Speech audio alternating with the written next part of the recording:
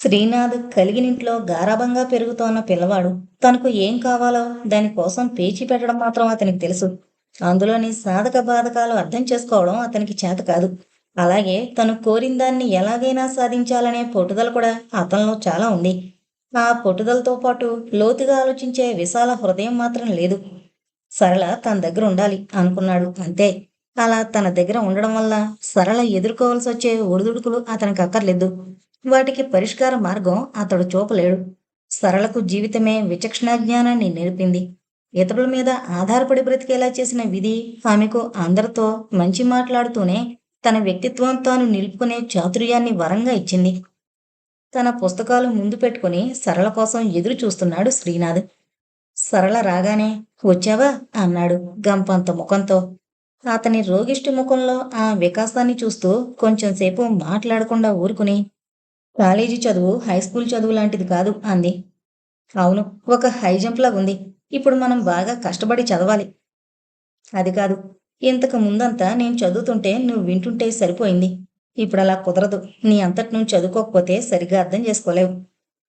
ఎందుకు ఇక్కడికి రానంటావు? పుస్తకం కోపంగా టేబుల్ మీద కొట్టాడు శ్రీనాథ్. సరళ శాంతంగానే కొంచెం తీక్షణంగా, నువ్వు అలా కోపం చూపించావంటే నేను ఇప్పుడే ఇక్కడి నుంచి వెళ్ళిపోతాను. నన్ను భయపెట్టి బలవంత పెట్టి నువ్వేం చేయించలేవు, అది అర్థం చేసుకో అంది. శ్రీనాథ్ కోపం ఒక్కసారిగా చల్లారిపోయింది. ఏదో భయం చల్లగా అతని వెన్నుముకలో జరజరా పాకి అతని శరీరం జలదరించింది.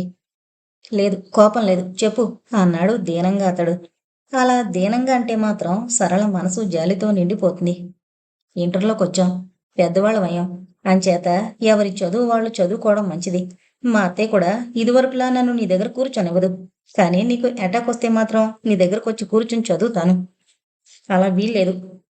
నువ్వలా మొండిపట్టు పడితే అసలు ఏదీ వీల్లేకుండా పోతుంది. ఇలా అయితే కనీసం నీకు అటాక్ వచ్చినప్పుడన్నా వస్తాను. ఒప్పుకోక గత్యంతరం లేకపోయింది శ్రీనాథ్కి. ఆనాటి వరకు అతనికి తన మాటను నెగ్గించుకోవడమే తెలుసు. మరొకరి మాటకు తల వంచడం సరళ నేర్పింది. అప్పట్నుండి సరళ శ్రీనాథ్ కలిసి కాలేజీకి వెళ్ళేవారు. కానీ గుమ్మంలో ఒకరికొకరు ఎదురుపడి కళ్ళతో పలకరించుకోవడం, ముసిముసిగా నవ్వుకోవడం, రోడ్డు మీద ఒకరికొకరు దూరంగా నడుస్తూ వాలుగా ఒకరినొకరు చూసుకోవడం, ఇదంతా అంతకు ముందు లేని ఒక మధురమైన వాతావరణాన్ని వాళ్ళ మధ్య సృష్టించింది.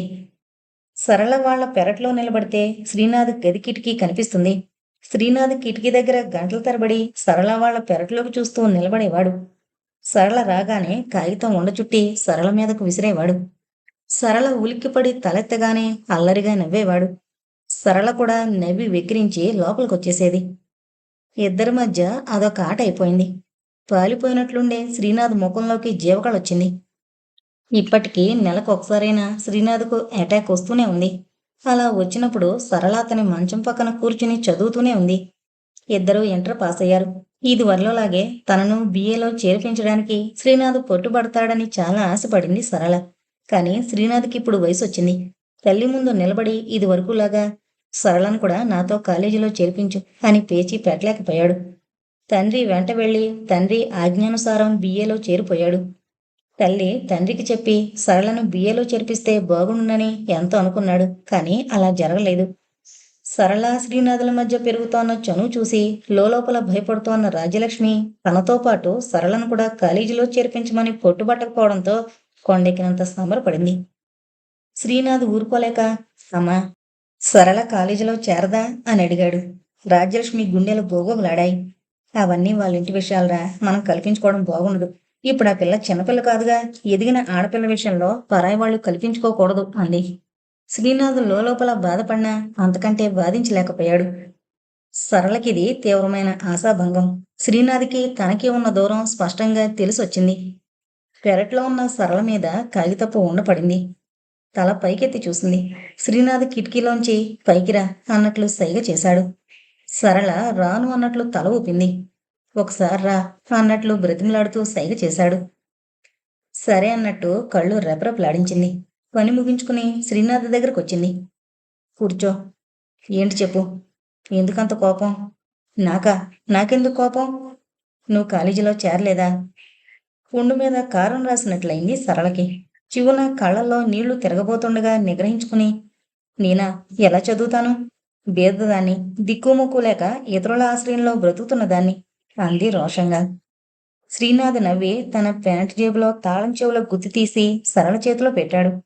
సరళ తెల్లబోయి, ఈ తాళాలు నాకెందుకు అంది. సరళ, ఇప్పుడు మనం పెద్దవాళ్ళమయ్యాం. చిన్నపట్ల నిన్ను నాతో కాలేజీలో చేర్పించమని పేచీ పెట్టలేను. అలా అడగడం నీకు నాకు కూడా మంచిది కాదు. అది నీకు తెలుసు. కానీ డబ్బంటావా? నా పాకెట్ మనీ అంతా నా బీరువాలో ఉంది, తీసుకో, నీకెంత కావాలంటే అంత. సరళ నమ్మలేకపోయింది. నిజంగా నీ డబ్బంతా నాకిస్తావా? ప్రస్తుతానికి బీరువాలో ఎంత ఉంటే అంత తీసుకో. ఆ తర్వాత నాన్నని నాకు అని అడిగి నీకిస్తాను. సరళ ఆత్రంగా బీరువా తెరిచింది. అందులో 10 రూపాయల నోట్లు, 5 రూపాయల నోట్లు వరుసగా పేరుచున్నాయి. సరళ ఆ డబ్బు ఆప్యాయంగా తాకింది. ఎంతో హాయిగా ఉంది ఆ స్పర్శ. జగన్నాథం గారికి తన ప్రేమ చూపించుకోవడానికి ఒకటే మార్గం తెలుసు, డబ్బివ్వడం. శ్రీనాథ్కి అడిగినా అడకపోయినా చిన్నప్పటి నుండి 5, 10 ఇచ్చేవారు. రోగిష్టివాడైన శ్రీనాథ్కి ఆ డబ్బు ఎలా ఖర్చు పెట్టాలో తెలిసేది కాదు. అంచేత అదంతా బీరువాలో పోగు పడింది. ఆ డబ్బు చూస్తుంటే సరళకు పొద్దున్నే పాలవాడు పాత బాకీ తీర్చమని ఘర్షణ పడ్డం, మావయ్యకు జ్వరంగా ఉన్న డాక్టర్కి చూపించుకోలేక తోచిన మందు తీసుకుని అలాగే బడికి వెళ్ళిపోవడం, సుశీల చిరుగుల పరికిణీతో బడికి వెళ్ళనని పేచీ పెట్టి బడి మానేయడం అన్నీ ఒకసారిగా గుర్తుకొచ్చాయి. ఆ డబ్బు ఆప్యాయంగా చేత్తో తడుముతూ నిలబడింది పరధ్యానంగా. సరళ అన్నాడు శ్రీనాథ్. ఉలిక్కిపడి ఆ డబ్బు వదిలి బీరువా మూసి శ్రీనాథ్ దగ్గరకొచ్చింది. అలా నిలబడిపోయావేం? డబ్బు తీసుకోలేదేం? ఇప్పుడెందుకులే. నేను నీ డబ్బుతో కాలేజీలో చేరినా అందరూ డబ్బు ఎక్కడదని అడగరు. ఏమని చెప్పను? దొరికిందని చెప్పు. ఆ, నమ్ముతారు. నేనొక ఉపాయం ఆలోచించాను. నేను ప్రైవేటుగా చదువుతాను. నీ పుస్తకాలవి ఇస్తావుగా. ఎగ్జామినేషన్ ఫీజుకి నువ్వు సహాయం చేద్దువుగాని. Excellent, brilliant idea. Srinath Sarala చేతులు పట్టుకుని ఊపేశాడు. సరిగ్గా ఆ సమయానికి అక్కడికొచ్చింది రాజ్యలక్ష్మి. చటుక్కున చేతులు వదిలేశాడు శ్రీనాథ్. రాజ్యలక్ష్మి చూపులు సరళ మీద నిలిచాయి. ఆ చూపులకు నిలువునా వణికింది సరళ. ఆవిడను తప్పించుకుని అక్కడి నుంచి పారిపోయింది. దీక్షితులు అద్దెకుంటున్న వాటా అంతా కలిపి 2 చిన్న గదులు, 1 వంటిల్లు అంతే. దొడ్లో పెరడు 4 వాటాల వాళ్ళు కలిసి వాడుకునేది. పంపులున్నా అది టౌన్ కనుక అక్కడ బావి కూడా ఉంది. అది కూడా ఉమ్మడిగా అందరూ కలిసి వాడుకునేదే. ఇంటి ముందు వరండా కూడా ఉమ్మడిగా వాడుకునేదే. సాయంత్రం అయ్యేసరికి చుట్టుపక్కల ఇళ్లల్లో మగవాళ్ళందరూ వరండాల్లో కుర్చీలు వేసుకుని సమావేశమవుతారు. అంచేత ఆడవాళ్లు బయటకు రావడానికి వీలుండదు. రాజేశ్వరి దీక్షితులతో హోరాహోరీ పోట్లాడుతోంది. స్వరం తగ్గించి మాట్లాడుతున్న రాత్రి నిశ్శబ్దంలో ఆ మాటలన్నీ నిద్రరాక మెలకువగా ఉన్న దీక్షితుల పెద్ద కూతురు నిర్మలకి, సరళకి స్పష్టంగా వినిపిస్తూనే ఉన్నాయి. ఈ సంవత్సరమైనా దీనికి పెళ్లి చేస్తారా లేదా? 20 దాటుతున్నాయి. అందరూ నా నోట్లో గడ్డి పెడుతున్నారు. చేస్తాలేవే. ఈ రోజుల్లో అందరూ 25 దాటాక గాని పెళ్లి చేసుకోవడం లేదు. ఆ, అందరి మాట ఎత్తకండి. వాళ్ళంతా చదువుకుంటున్నారేమో. దీని ముఖానికి చదువైనా ఉంటే మా అమ్మాయి చదువుకుంటోంది, చదువు పూర్తయితేనే కానీ పెళ్లి చెయ్యం అని చెప్పుకోవచ్చు. ఏదీ లేకుండా ఇంట్లో కూర్చోబెట్టి ఎంతకాలం ఇలా ఊరుకుంటారండి? నేను ఊరుకుంటున్నానా? సంబంధాలు చూస్తూనే ఉన్నాను. ఆ, ఇలా చూస్తూ ఉంటే అవుతాయి పెళ్ళిళ్ళు. కట్నాలకు గుడ్ బైలు పేపర్లో, ఈ వరకట్న నిషేధాలు చట్టాలలో. అంతే. ఎంతో కొంత కట్నం గుమ్మరించకుండా మీకు పెళ్లి కొడుకు రమ్మన్నారాడు. గుమ్మరించడానికి ఎక్కడుందే నా దగ్గర రాసి? అప్పో సప్పో చేసి తేవాలి. లేదనుకుంటే ఎలా? అప్పో సప్పో చేయడానికైనా తాకట్టు పెట్టడానికి ఏముంది నా దగ్గర? అయితే ఏమంటారు? పెళ్లి కావాల్సిన పిల్లని అలా పడేసి ఉంచుతా అంటారు. మీరు మాత్రం రోజుకొక పిల్లని కంటానంటారు నా ప్రాణానికి. ఆ పిల్లలందరినీ వరుసగా గొంతు నులిమి ఏ గోదావరిలోనూ పారేసి రారాదు. నీ దుంపదగా క్షణం ఊపిరి తీసుకొనివు కదే. పొద్దుటి నుంచి సాయంత్రం దాకా ఆ బొళ్ళో చేస్తాను. ఆ తర్వాత గుక్కెడు కాఫీ నీళ్ళైనా లేకుండా ఆ ట్యూషన్లతో చేస్తాను. ఇన్ని విధాలుగా చూస్తున్నా ఇంకా నన్ను చంపుతావేమే? పోనీ నేనే పడతాలే పోయి గోదావరిలో. ఈ వెధవ సంసారం కంటే అదే నయం. వెధవ సంసారం, వెధవ సంసారం. ఈ సంసారం అంతా నా ఒక్కదాందే. నా కోసమే. నేనేదో బాగుకుందామని ఇలా సతమతమవుతున్నాను. పని మనిషి కూడా లేకుండా ఇంటెడు చాకరీ చేస్తున్నాను. ఉన్న కూర నార మీకు మీ పిల్లలకు పెట్టి నేతిబొట్టు కూడా లేకుండా పచ్చడి మెతుకులు గొంతు మండుతుండగా మింగుతున్నాను. ఎవరికోసం ఇదంతా? చస్తారట, చావండి. మీరు చచ్చినా నేను చావను. వీధి వీధి ముష్టెత్తి పిల్లల్ని పోషించుకుంటాను. ఎడాపెడా పిల్లల్ని కండము పోషించలేక చస్తానండము. రాజేశ్వరి ఏడుపు ప్రారంభించింది. దీక్షితులు దీనంగా ప్రార్థిస్తున్నట్లు, అబ్బబ్బా ఏడవకే, చావన్లేవే. రాత్రైనా కాస్త కునుకు తీయనీయకపోతే రేపటి నుంచి మళ్ళా గానుగెద్దు చాకిరీ ఎవరు చేస్తారే? ఎవడి కాళ్ళో పట్టుకుని ఏదో చేసి ఎలాగో ఆ అమ్మాయి పెళ్లి సంగతి చూస్తాలే, ఏడవకు అన్నాడు. రాజేశ్వరి పొరుపు పొరుచుకుంటూ ముక్కు చీదుతూనే ఉంది. ఆ పక్క గదిలోనే వరుసగా పక్కలు పరుచుకుని ఒకరి పక్క మరొకరు పడుకున్న నిర్మల, సరళ ఒకరి ముఖం ఒకరు చూసుకున్నారు. నిర్మల చటుక్కున తన తల మాసిన దిండు కవరున్న దిండులోకి దాచుకుంది. శరీరం ఎగసిపడుతుంటే నిర్మల ఏడుస్తోందని అర్థం చేసుకుంది సరళ. ఓదార్చడానికి సరళకి మాటలు రావడం లేదు. మాటలతో ఓదార్చే సమయమూ కాదు. మాటలతోటి పోయే దుఃఖమూ కాదు. దగ్గరగా కూర్చుని నిర్మల తల మీద చేయి వేసి నిమరసాగింది ఓదార్పుగా. శ్రీనాథ్కి మళ్ళీ ఆస్తమా అటాక్ వచ్చింది. రాజ్యలక్ష్మి తనే వచ్చి మందులిచ్చింది. సరళను పిలిపించమని శ్రీనాథ్ అడగలేదు. ఆవిడ పిలవలేదు. అటాక్ కొంచెం తగ్గినా శ్రీనాథ్ నీరసంగా మంచంలో పడుకునే ఉన్నాడు. అతని పక్కనే పుస్తకం పడుంది.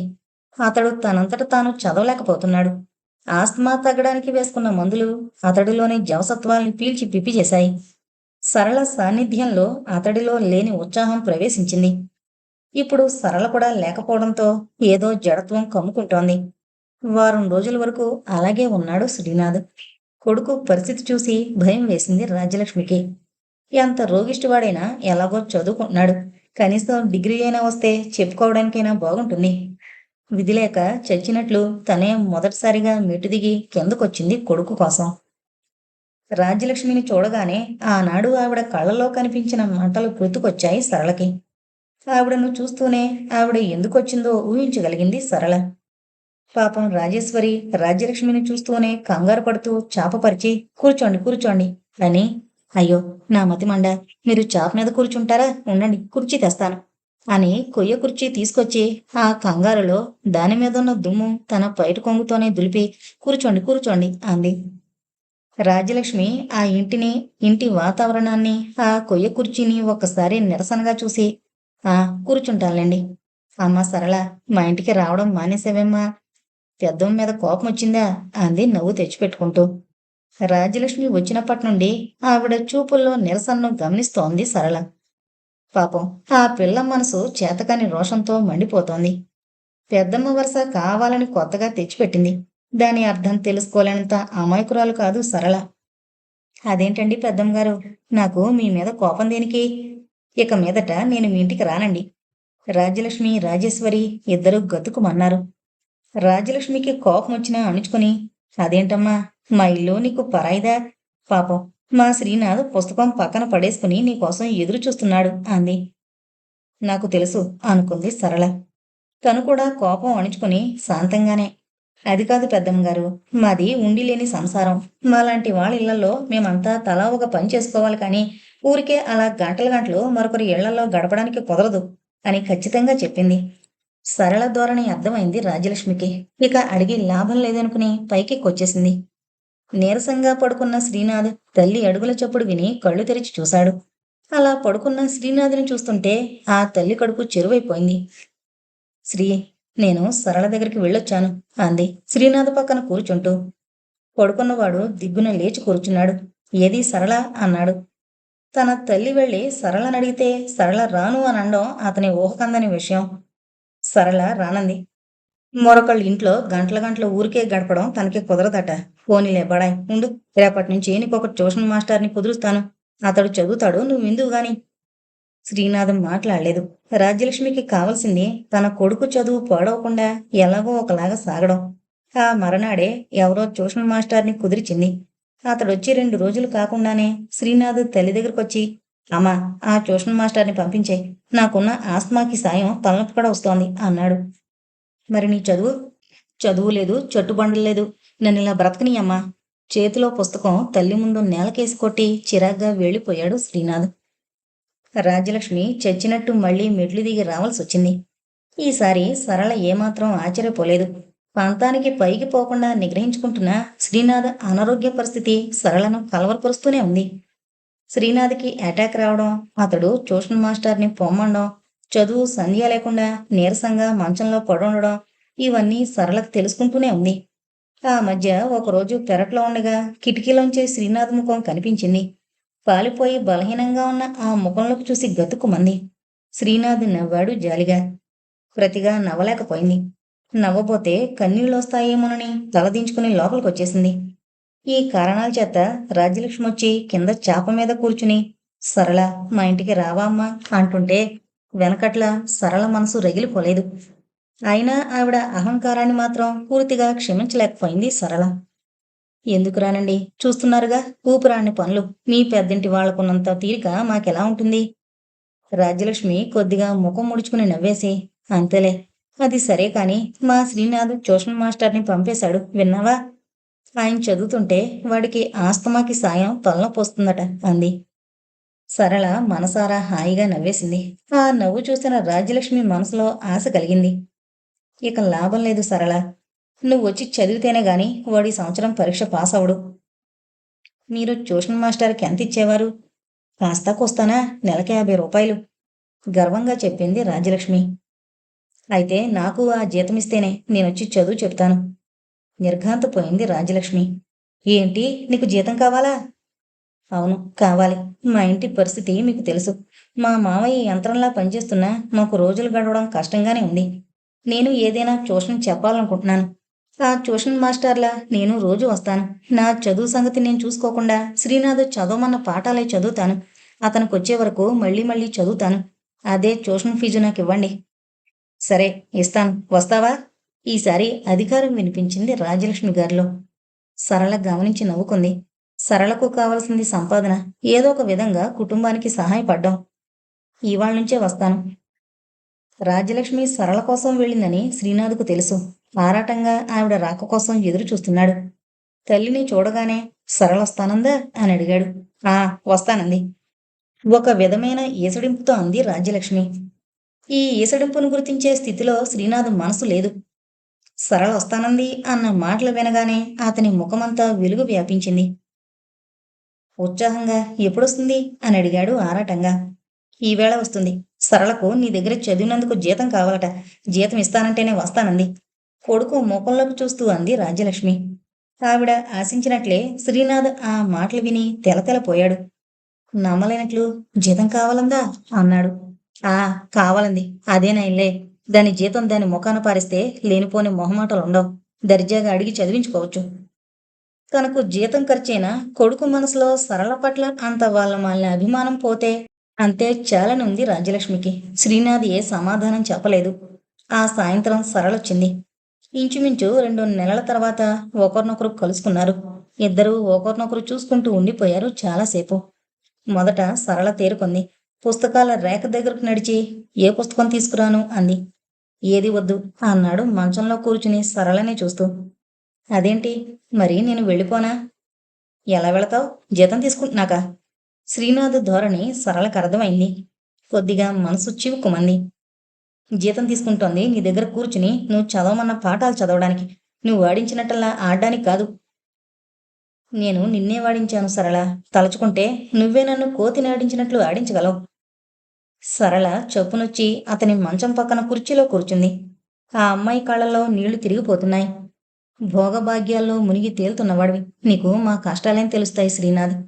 దినదిన గండంగా ఉన్న మా సంసారాన్ని ఈ రకంగానైనా కొద్దిగా ఆదుకుందామని జీతం అడిగాను. నిజమే, ఈ బీద కుటుంబం మీద నీకు ఆ మాత్రం కనికరం కూడా లేకపోతే ఇవ్వద్దులే అంది. శ్రీనాథ్ తన చేయి జాపి సరళ కన్నీళ్లు తుడిచాడు. సరళ గతుకుమని వెనక్కి తగ్గింది. ఐఆమ్ సారీ సరళ, కన్నీళ్లు పెట్టుకోకు. కనీసం నా ముందు. నేను ఏమాత్రం భరించలేని విషయం అది. సరళ గబగబా కన్నీళ్లు పైటకొంగుతో తుడుచుకుంది. నాకు కన్నీళ్ళొచ్చింది మా ఇంటి పరిస్థితులకు కాదు శ్రీనాథ్. నీకు చదువు చెప్పినందుకు గాను జీతం తీసుకుంటున్నందుకు. కానీ ఎంతో ఆలోచించి ఈ నిర్ణయానికి వచ్చాను. నెలకు 50 రూపాయలు ఇస్తుంటే మా అత్త ఇంకో గొడవ పెట్టదు. అప్పుడు ఇదివరకులాగా నీ కేటాకొచ్చినప్పుడే కాక రోజు నీ దగ్గరకొచ్చి ఇద్దరం చదువుకోవచ్చు. మీ ఇంట్లో నాకు ఒక 50 రూపాయలు ఇవ్వడం పెద్ద ఇబ్బంది కాదు. శ్రీనాథ్ అభిమానంగా చూశాడు సరళని. థ్యాంక్ యూ సరళ.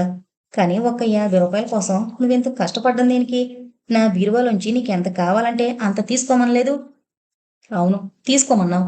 కానీ అలా తీసుకుంటే మళ్ళీ నీకు ఆ డబ్బు తీర్చేదెలా? నీకు రుణపడి ఉండవలసి వస్తుంది. ఇలా జీవితాంతం తీసుకుంటే నేను మళ్ళీ తీర్చనక్కర్లేదు. సరళ, నువ్వు నా దగ్గర డబ్బు తీసుకుంటే మళ్ళా తీర్చాలా? లేకపోతే ఎలా మరి? ఈ లోకంలో నాదంటూ ఏదైతే ఉందో అదంతా నీదే సరళ. మన మధ్య రుణాల ప్రసక్తి లేదు. సరళ తెల్లబోయి చూసింది. ఆ చూపుల్లో భయం కూడా ఉంది. నిజం సరళ, ఒట్టు అంటూ సరళ చేతిని తన చేతిలోకి తీసుకుని ఆ చేతిలో తన చేయి వేసి సరళ చేతిని తన అరచేతిలో మృదువుగా బిగించాడు. నిలువెల్లా వణికింది సరళ. శ్రీనాథ్ చేతిలో ఉన్న సరళ అరచేతిలో చెమటలు పట్టాయి. నెమ్మదిగా విడిపించుకుని లేచి పుస్తకాల రేఖలోంచి చేతికందిన పుస్తకం తీసి చదవసాగింది. చదువుతుంటే మనసు పుస్తకం మీద లేక చాలాసార్లు తడబడింది. శ్రీనాథ్ ఏమనుకుంటాడో అనిపించినా అతని ముఖం చూడ్డానికి భయం వేసింది. ఒక చోట ఆగి నెమ్మదిగా ఇక్కడ అర్థమైందా, మళ్ళా చదవనా అని అడిగింది. ఎందుకంటే అక్కడ ఏం చదివిందో సరళకి అర్థం కాలేదు. ఎంతకు సమాధానం రాకపోయేసరికి పుస్తకంలోంచి తలెత్తి శ్రీనాథ్ వంక చూసింది. శ్రీనాథ్ చిరునవ్వుతో సరళ ముఖంలోకే చూస్తున్నాడు. సరళ గుండెలు జల్లుమన్నాయి. తనెంత బాగా చదివిందో అతడు అంత అందంగానే వింటున్నాడని అర్థమైంది సరళకు. పుస్తకం అతని పక్కన పడేసి వెళ్ళిపోయింది. నిర్మలకి అతి ప్రయాస మీద ఒక సంబంధం తీసుకునొచ్చాడు. మామూలు పెళ్లిచూపుల తతంగం ఆ రోజు నిశ్చయించారు. రాజేశ్వరి ఒకలా హడావిడి పడిపోతుంది. ఉదయం నుంచి సరళ కూడా వంచిన నడుము ఎత్తకుండా అత్తకు సాయం చేస్తోంది. పలహారాలు తయారు చేయడం పూర్తయింది. నిర్మలకు అలంకరణలో సాయపడింది సరళ. పూలు కట్టించి చీర కిందకు లాగి కుచ్చిళ్ళు సవరించి ఇక తను త్వర త్వరగా మొహం కడుక్కుని బొట్టు కాటుగా పెట్టుకుని ఇస్త్రీ చీర కట్టుకుని తయారైంది. అత్తయ్య, పలహారాలు ప్లేట్లో సర్ది సిద్ధంగా ఉంచనా అని అడిగింది. తయారీ వచ్చిన సరళను ఒక్కసారి ఎగాదిగా చూసి ఇక్కడ నువ్వెందుకు, మేడ మీదకు పో అంది రాజేశ్వరి. సరళ చిన్నబుచ్చుకుని అదేంటత్తయ్య, పెళ్లి వాళ్ళు వస్తుంటే నన్ను మేడ మీదకి పోమంటావు దేనికి అంది. వాళ్ళు వస్తుంటే నువ్వు చేయవలసిన పనేమీ లేదు. అసలే ఇల్లు ఇరుకు, ఎంతమంది దేనికి, నువ్వు వెళ్ళు, త్వరగా వెళ్ళు అని తెరమింది. విధిలేక మేడమెట్లెక్కుతోన్న సరళకు చటుక్కున స్ఫురించింది. అత్తయ్యకు పెళ్లివారి కంట తను పడ్డం ఇష్టం లేదు. అందుకే తను తయారవగానే ఎగాదిగా చూసింది. నిర్మల కంటే తను అందంగా ఉంటుంది. అది అత్తయ్య బాధ. గిరగిరా తిరుగుతోన్న కన్నీళ్లు నిగ్రహించుకుంటూ శ్రీనాథ్ దగ్గరికి వచ్చి ఏం చదవమంటావు అని అడిగింది. శ్రీనాథ్ సరళను ఆశ్చర్యంగా చూస్తూ ఇవాళ మీ నిర్మలకు పెళ్లి వరుస్తున్నారని చెప్పావుగా, రానన్నావుగా, రోజు కంటే ముందొచ్చి కూర్చున్నావేం అన్నాడు. జీతం తీసుకుంటున్నానుగా, రాకపోతే ఊరుకుంటావా టెక్కగా అంది సరళ. శ్రీనాథు సరళ ముఖంలోకి కొన్ని క్షణాలు చూసి సరళ చేపట్టుకుని ఏం జరిగింది సరళ అన్నాడు. అతని కంఠంలోని ఆప్యాయతకు సరళ నిగ్రహం కరిగింది. అతని చేతి మీద ముఖం ఆనించుకుని ఏడ్చేసింది. ఏంటిది సరళ, ఏం జరిగింది అన్నాడు. నాకెవరూ లేరు శ్రీనాథ్, నేనెవరికి అక్కర్లేదు అంది సరళ ఏడుస్తూనే. నీకెవరూ లేరా, నేను లేనా? తలెత్తి శ్రీనాథ్ వైపు చూసింది సరళ. ఇంకా కళ్ళల్లో నీళ్లు, పెదవుల మీద చిరునవ్వు, వెలుగు చీకట్లు కలగలిసిపోయే సంధ్యారుణ కాంతి ముఖమంతా. ఏం జరిగిందో చెప్పు. మా అత్తయ్య పెళ్లివారొచ్చే సమయానికి నన్ను ఉండొద్దంది. పొద్దుట్నుంచి చాకరీ అంతా చేశాను. సరిగ్గా సమయానికి పనికి రాకుండా పోయాను. ఎందుకని? సరళ కొన్ని క్షణాలు తటపటాయించింది. ఏమో, బహుశా పెళ్ళికొడుకే నిర్మలకు బదులు నేను నచ్చుతానని భయమేమో కసిగా అంది. హుషారుగా ఏల వేశాడు శ్రీనాథ్. విస్తుపోయి చూసింది సరళ. అనారోగ్యం కారణమేమో, మరే కారణమేమో కాని శ్రీనాథ్ ఎన్నడూ ఆ వయసు పిల్లల్లాగా ఏ అల్లరి వేషాలు వేసేవాడు కాదు. అతని నోట ఈల వినడం అదే మొదటిసారి సరళకు. ఆ అబ్బాయి గారికి చాలా విద్యలొచ్చే అంది. ఆ, అన్నీ నువ్వు నేర్పుతున్న విద్యలే. ఇంటికెళ్ళగానే మీ అత్తయ్యకు నా థ్యాంక్స్ చెప్పు. ఎందుకు, ఇక్కడికి నన్ను తరిమేసినందుకా? ఒక రకంగా అందుకే. నిజం చెప్పేనా, నువ్వు అక్కడ ఉండడం నాకు ఇష్టం లేదు. మీ అత్తయ్య భయపడినట్లు ఆ పెళ్ళికొడుకు నిర్మలను నిన్ను చూసి నాకు నిర్మలొద్దు, ఈ అమ్మాయిని చేసుకుంటాను అని నిన్ను కోరుకుంటే కోరుకుంటే ఏమవుతుంది? శ్రీనాథ్ సమాధానం చెప్పకుండా సరళనే చూస్తూ కూర్చున్నాడు. మాట్లాడవేం రెట్టించింది. అలా జరిగితే నాకేమవుతుందో నాకంటే నీకే బాగా తెలుసు సరళ. ఒకవేళ ఏ కారణం వల్లైనా నా ఆస్తమా బాగా ఎక్కువయ్యి నాకు ఊపిరందని క్షణం వస్తే ఏ పరిస్థితుల్లో అయినా నువ్వు నా పక్కనే ఉంటావు కదూ. సరళ గుండె జల్లుమంది. ఒక్కసారి కళ్ళ ముందు చీకట్లు అలుముకున్నాయి. శ్రీనాథ్ నోరు తన చేత్తో మూసి ఛీ, అలా మాట్లాడుకో అంది. శ్రీనాథ్ ఆ చెయ్యి నెమ్మదిగా విడిపించి అది కాదు సరళ, జీవితం మన చేతుల్లో లేదు. ఎప్పుడేం జరుగుతుందో చెప్పలేం. కానీ నిజంగా నాకు ప్రాణాపాయ దశొస్తే మాత్రం నా దగ్గర ఉంటానని వాగ్దానం చేయవా? నిన్ను చూస్తూ ఇంతవరకు ఏ విజ్ఞాన శాస్త్రము ఛేదించలేని అంధకారమైన లోకాల్లోకి ధైర్యంగా వెళ్ళిపోతాను. లేక ఈ పంచభూతాల్లోనూ కలిసి ఎప్పటికీ నీతోనే ఉంటాను. నాకు వాగ్దానం చేయవా అన్నాడు. ఇక భరించలేకపోయింది సరళ. కింద కూలబడిపోయి కుర్చీలో కూర్చున్న శ్రీనాథ్ మోకాళ్ళ మీద తల ఆనించి వెక్కి వెక్కి ఏడ్చింది. ఏ ఏంటిది? ఎందుకట ఈ ఏడుపు? ఇలా చూడు. ఇవాళ నేనంత ఆరోగ్యంగా ఉన్నానో చూడు. ఈ మధ్య నాకసలు అటాక్ రానేలేదు. ఇంతకు నా కోసం నువ్వు ఎందుకు ఏడుస్తున్నావు? నేను నీకేమవుతాను? సరళ ఏడుపు మరిపించడానికి అల్లరిగా అన్నాడు. ఛీ పో అని కళ్ళు తుడుచుకుని తన ముఖం అతనికి కనిపించకుండా పుస్తకం చాటున దాచుకుంది. సరళ కన్నీళ్లు వెచ్చగా తన తొడని తడితే ఎంతో హాయి అనిపించింది శ్రీనాథ్కి. ఎర్రబడిన కళ్ళతో ఉబ్బిన ముఖంతో వచ్చిన సరళం చూసి మనసు కరిగింది రాజేశ్వరికి. ఎన్నడూ లేని ఆర్ద్రస్వరంతో, సరళ, నిన్ను పైకి పొమ్మన్నానని బాధపడ్డావా? నిర్మల నీకంటే పెద్దది కదూ. దానికి పెళ్లి కావద్దు. దాని పెళ్లి సమస్య నా గుండెలో ఎలాంటి మంటలు రేపుతుందో నువ్వు ఊహించగలిగితే ఇలా కష్టపెట్టుకోవు. నువ్వే చెప్పు. నిర్మలకు పెళ్లి కావద్దు అంది. అత్తయ్య ఆర్ద్రస్వరం సరళ మనసులో చికాకుని చెదరగొట్టేసింది. అత్తయ్య సమస్య సానుభూతితో అర్థం చేసుకోగలిగింది. ఇంతకు సంబంధం కుదిరింది అత్తయ్య అంది. ఏం కుదరడమో? ఏం నిర్మల వాళ్ళకి నచ్చలేదా? నిర్మల నచ్చిందట, కానీ 3000 కట్నం కావాలంటున్నారు. అది చాలా తక్కువట. ఆ మాట నిజమే. పిల్లవాడు బిఏ పాస్ అయి ఉద్యోగం చేస్తున్నాడు. ఎవరైనా 5000 కళ్ళకద్దుకునిస్తారు. ఈ రేట్ల వ్యవహారం సరళకు అంతుపట్టలేదు. ఇంతకు నిర్మలకు పెళ్ళవుతుందా? ఏమో, మీ మామయ్య ఎలాగైనా ఆ 3000 సంపాదించగలిగితే అవుతుంది. లేకపోతే మన కర్మ. దీనంగా ఉన్న అత్తముఖం చూస్తే జాలి కలిగింది సరళకు. ఆ రాత్రంతా సరళ నిర్మల పెళ్లి విషయమే ఆలోచిస్తూ పడుకుంది. ఆ మరనాడు శ్రీనాథ్ దగ్గర చదువుతున్నప్పుడు ఆ విషయమే గుర్తుకొచ్చింది. చదువుతున్నది మధ్యలో ఆపి పుస్తకం మూసేసింది. శ్రీనాథ్, నువ్వు నాకొక సహాయం చేయగలవా అంది. అంత అదృష్టమా? అడుగు. నాకు డబ్బు కావాలి. తీసుకో. బల్ల మీదున్న బీరువా తాళం చెవులు చూపించాడు. సరళ బీరువా తెరిచి డబ్బు లెక్కబెట్టింది. 300 రూపాయలు కొంత చిల్లర ఉంది. అన్నీ పొదులు 5లు ఉన్నాయి. ఇంతేనా అంది. శ్రీనాథ్ తెల్లబోయాడు. 300 రూపాయలు చూసి ఇంతేనా అందేమిటి? 5 రూపాయల కాగితం కళ్ళు పెద్దవి చూసే సరళ. నీకెంత కావాలి? 3000. అమ్మ బాబాయ్, అంత డబ్బే ఎందుకు? మా నిర్మల పెళ్లికి కట్నంగా కావాలట. ఇయ్యగలవా? సరళ, 3000 నేనెక్కడ తేగలను? నా పాకెట్ మనీ, నేను దాచుకున్నది అంతా అదే. ఎలా శ్రీనాథ్? మా నిర్మల పెళ్లి ఎలా జరుగుతుంది? నిర్మల పెళ్లి గురించి నువ్వెందుకింత ఆరాటపడ్డావు? సరళ చిత్రంగా చూసింది శ్రీనాథ్ వైపు. అదేం మాట శ్రీనాథ్? దిక్కు ముక్కు లేని నన్ను మావయ్య తెచ్చి ఆదరించకపోతే నా జీవితం ఏమైపోయేది? వీళ్ళంతా నా వాళ్ళు కాదు. వీళ్ల కోసం నేను ఆరాటపడకపోతే ఎవరు ఆరాటపడతారు? ప్రయత్నిస్తాను సరళ. ప్రామిస్ చేయలేను. మా నాన్న అంత డబ్బు ఇవ్వరు. సరళ నిరాశగా చూసింది. నిన్నటి వరకు శ్రీనాథ్ తనకు ఏదో ఒక విధంగా సహాయపడతాడనే ఆశ ఉండేది. ఇప్పుడు అతని పరిధి ఏమిటో అర్థమైంది. ఎంతో చెయ్యాలనుంది తనకు. కానీ ఏం చేయగలడు? డబ్బు ఎలా సంపాదించాలి? ధనం ప్రధానం కాదు అని లెక్చర్లు కొట్టడం తేలిక. వెధవ డబ్బు, దీని ప్రలోభంలో పడకూడదు అని వేదాంతం కబుర్లు చెప్పడం తేలిక. కానీ దైనందిక అవసరాలకు డబ్బు లేకుండా తడుముకుంటూ జీవించాల్సి రావడం ఎంత కష్టం. దీక్షితులకి అతి కష్టం మీద ప్రావిడెంట్ ఫండ్లోంచి 2000 అప్పు దొరికింది. పాపం, అతని ప్రావిడెంట్ ఫండ్ మాత్రం ఎంత కనుక ఈ 2000 ఏ మూలకి? కట్నం 3000, పెళ్లి ఖర్చులు కనీసం 1000 రూపాయలైనా ఉంటాయి. ఇంకా 2000 లేకుండా ఈ పెళ్లి కాదు. దిగాలు పడిపోతూ అంది రాజేశ్వరి. నన్నేం చేయమన్నావే? ఎంతకంటే నయ్యా పైసా సంపాదించగలిగే మార్గమేమీ లేదు నాకు అని చిరాకు పడ్డాడు దీక్షితులు. నిర్మల నెమ్మదిగా తల్లి దగ్గరకొచ్చి కూర్చుంది. అమ్మా, నా పెళ్లి గురించి నాన్నని ఎందుకు అలా కాల్చుకు తింటావు? నీకు కావలసింది నాకు పెళ్లి కావడమేగా. ఎవరైనా రెండో పెళ్లి వాళ్ళు, కాస్త వయసు మీరిన వాళ్ళు ఉంటారేమో చూడరాదు. అలాంటి వాళ్ళైతే కట్నం తీసుకోకుండా చేసుకుంటారేమో. రాజేశ్వరి కూతురి మాటలు వినలేక బౌరుమని ఏడ్చింది. సరళకు కళ్ళు చెమ్మగిల్లాయి. ఏంటి దేశం? ఒక వ్యక్తి నిరంతరం శ్రమ పడుతోన్నా కూటికి గుడ్డకి చాలని దరిద్రమే ఫలితమా? ఏమిటి ఆచారాలు? పెళ్ళిళ్ళంటే ఇలాంటి బేరసారాలా?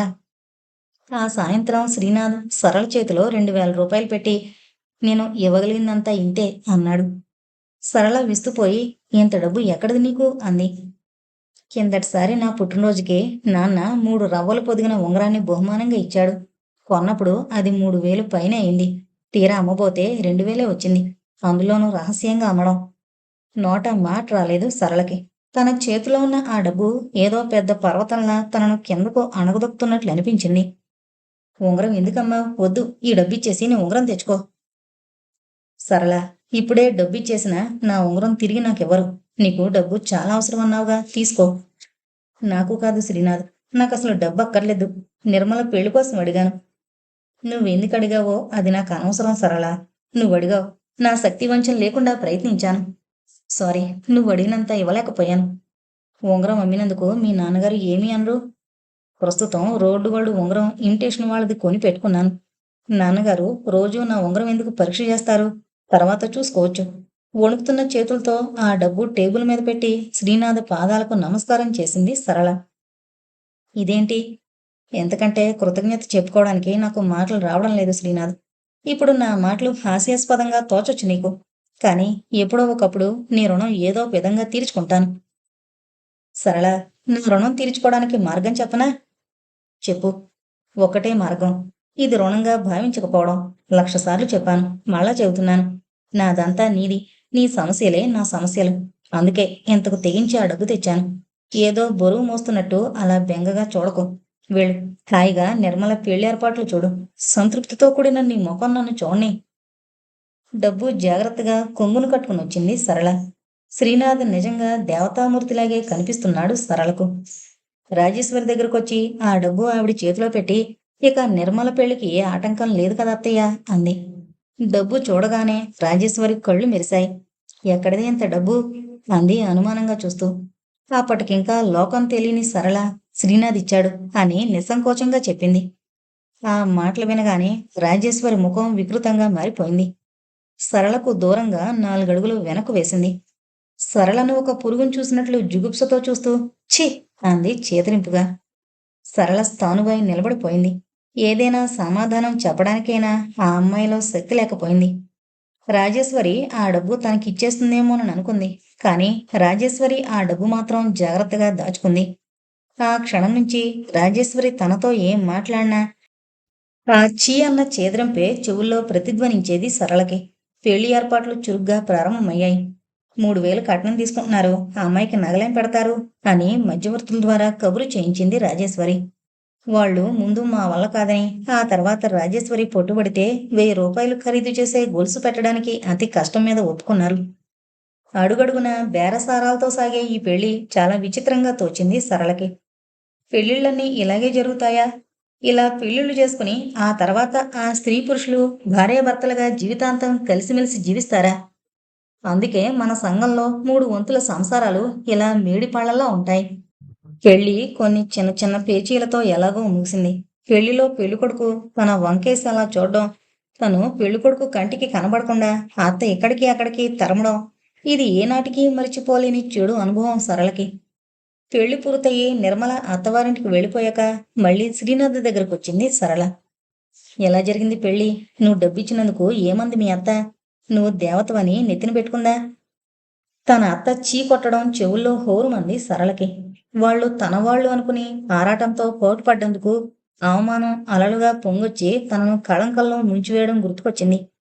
శ్రీనాథ్ హృదయం మీద తలానించి భోరుమని ఏడ్చింది. తెల్లబోయాడు శ్రీనాథ్. మీ నిర్మల పెళ్లి సుఖంగా జరిగింది కదూ సరళ, ఎందుకు ఏడుస్తున్నావు అన్నాడు. ఎన్నో చెప్పాలని నోరు తెరిచింది సరళ. తీరా మొదలు పెట్టబోయేసరికి భరింపరాని లజ్జతో సర్వాంగాలు వణికాయి. ఏమని చెబుతుంది? నీ సమస్యలు నా సమస్యలు అంటూ చేతి ఉంగరం అమ్మి తెచ్చిన వ్యక్తికి అతని పరోక్షంలో ఎంతటి నీచమైన కళంకం అంటగట్టబడిందో ఎలా చెప్తుంది? కళ్ళు తుడుచుకుని ఏం లేదు, నిర్మల వెళ్ళిపోయింది అందుకని అంది.